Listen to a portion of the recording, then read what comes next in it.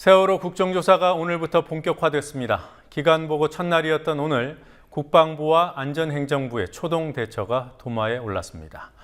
특히 사고 당일 해군의 역할은 심해 수중 구조에 별 도움이 안 되는 스킨스쿠버 장비를 투입한 정도가 고작이었고 해경과의 유기적인 협조도 없었다는 사실이 확인됐습니다.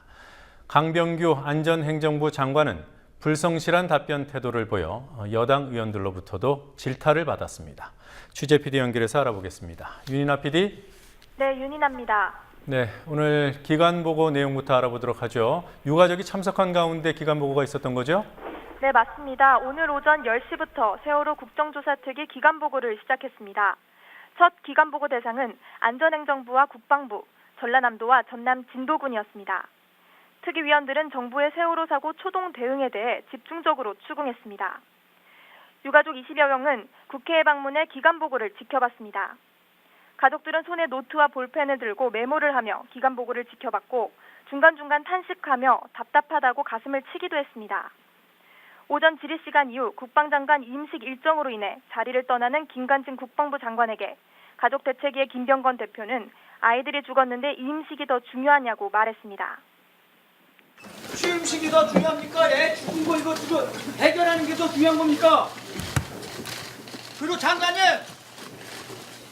사임했다고 말 그런 식으로 하면 안 되죠? 지금 몇 명이 죽었습니까? 네, 그리고 특위에서 자료 요청을 하는데 기관에서 비협조로 일관한다. 청와대 자료도 제대로 안 들어오고 있다는 비판이 있었습니다만 오늘도 현장에서 그러한 비판이 있었죠? 네, 그렇습니다. 특위위원들은 기간보고를 시작하면서 정부기관들이 특위의 자료 요청에 비협조적이라고 비판의 목소리를 냈습니다. 새정치민주연합 김광진 의원은 국방부가 기간보고 하루 전인 어제서야 자료를 보내왔다면서 이게 기간보고를 제대로 하겠다는 태도냐며 비판했습니다. 국정조사특위는 자료 제출을 강제할 수 없어 조사기관이 협조하지 않을 경우 제대로 된 조사를 하기 어렵습니다. 직접 가서 요청한 자료들이 있습니다. 그리고 그 자리에서 사령관님께서도 주시겠다고 약속을 하셨는데 항적 자료 포함해서요.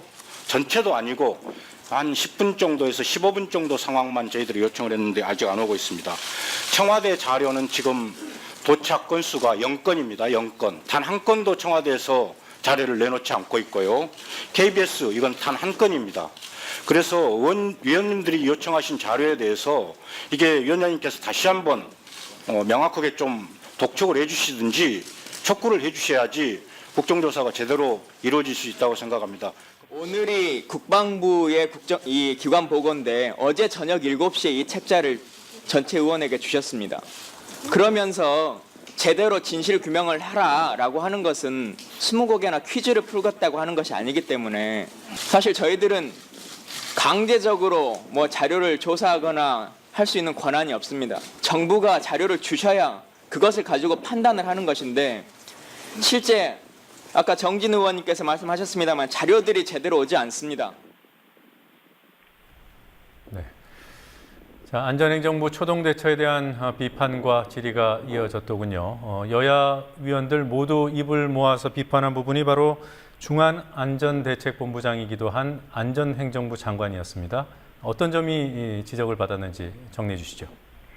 네, 여야 의원들 모두 한 목소리로 강병규 안전행정부 장관의 무능을 지적했습니다.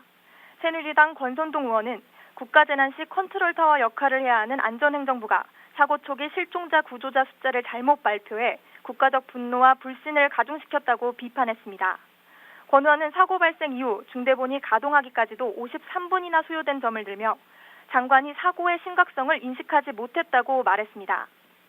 강병규 안전행정부 장관은 표면 공급 방식이 무엇인지 아느냐는 우원식 새정치민주연합 의원의 질문에 모르겠다고 답하자 구조 방식도 모르는데 컨트롤타워 역할을 어떻게 하겠느냐며 부끄럽지 않냐고 말했습니다. 자, 그리고 해경이 아닌 해군의 초동 대처에 대해서는 어떤 점이 지적됐습니까? 국정조사 특위 김현미 야당 간사는 사고 당일 해군 헬기가 조작사 1명과 정비사 2명을 태우고 구조 장비도 없이 튜브 2개와 구명조끼 5개를 가져왔을 뿐이라고 말했습니다. 사고 해역에서 출동한 해군의 헬기가 구조 활동 없이 철수한 것에 대해서는 김관진 국방부 장관은 해경이 이미 상공에서 헬기 구조 작업 중이었기 때문에 그냥 돌아왔다고 답했습니다. 하지만 김현미 야당 간사는 구조 장비도 인력도 없이 출동했기 때문에 구조 업무를 할 수 없었던 것이라고 말했습니다.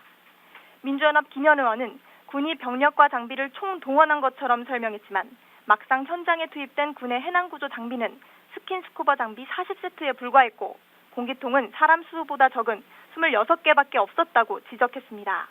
그게 모든 장비를 동원해서 수색이나 사람에 대한 구조 작업은 아니었던 거지 않습니까? 거기는 헬기라는 좁은 공간이기 때문에 딱 필요한 장비만 가지고 갔고 나중에 투입된 SSU는 정작 이제 잠수 장비를 가지고 갔습니다. 그런데 갖고 있던 장비가 그 장비가 전부였던 겁니다. 중요한 거는 더 가져갈 수 있었는데 못 가져간 것이 아니라 당시에 보관하고 있었던 장비가 그것 자체였던 것입니다. 네. 자, 세월호 가족대책위가 국정조사가 제대로 이루어지는지 감시를 하겠다. 그래서 만든 발족한 조직이 모니터링단이더군요. 앞으로 활동 어떻게 하게 됩니까? 네, 가족대책위는 지금까지 국정조사의 모습은 유족의 바람에 부응하지 못했다며 국정조사 과정을 모니터링하고 잘 진행되지 않을 경우 적극적으로 문제를 제기하기 위해 모니터링단을 구성하게 됐다고 말했습니다. 유가족과 대한변협과 민변 소속 변호사, 참여연대 등 시민단체들이 참여하게 됩니다. 모니터링단은 매일 그날 저녁에 그날 진행된 국정조사에 대해 평가하고 향후 국정조사 진행 방향에 대한 의견도 적극적으로 개진할 예정입니다.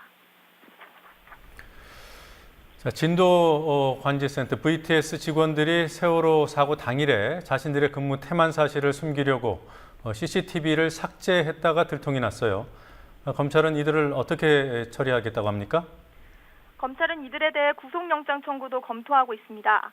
진도 VTS 직원 2명은 2인 1조로 관제해야 하는 규정을 어기고 자리를 비웠고 업무 태만 사실을 감추기 위해 관제실 내부 CCTV 영상까지 삭제한 것이 확인됐습니다. 이들은 검찰이 진도 VTS의 압수수색을 나서기 전에 CCTV를 철거시킨 바 있습니다. 네, 그 신병 확보, 구속 같은 그런 수사 행위가 증거 은폐, 말맞추기 이런 걸 막기 위한 것인데 검찰이 늦어도 한참 늦은 것 같습니다. 아직 찾지 못한 실종자 11명입니다. 이런 상황에서 합동구조팀이 실종자 수색 인력과 장비를 대폭 축소하는 방침을 세운 것으로 그렇게 보도가 되던데 사실인지요? 네, 사실입니다. 민관군 합동구조팀이 수색 인력과 장비를 축소하는 내부 방침을 세운 사실이 드러났습니다. 지난 21일 해군과 해경 관계자들은 회의를 열어 이런 방침을 세웠습니다. 잠수사 수를 3분의 2로 줄이고 다음 달 15일 이후에는 절반으로 줄인다는 계획입니다. 현장에 투입된 독도함도 정비와 훈련 참가 등의 이유로 다음 달 15일쯤 진해로 복귀할 예정입니다. 이 같은 사실이 드러나자 실종자 가족들의 반발이 거세졌고 범정부 사고대책본부는 어제 해군 측에서 수색 인력과 장비를 축소하겠다는 의견을 제시했지만 이를 따르지 않기로 결론 내렸다며 끝까지 수색하겠다는 입장을 내놨습니다. 지금까지 국민TV 뉴스 윤인아입니다.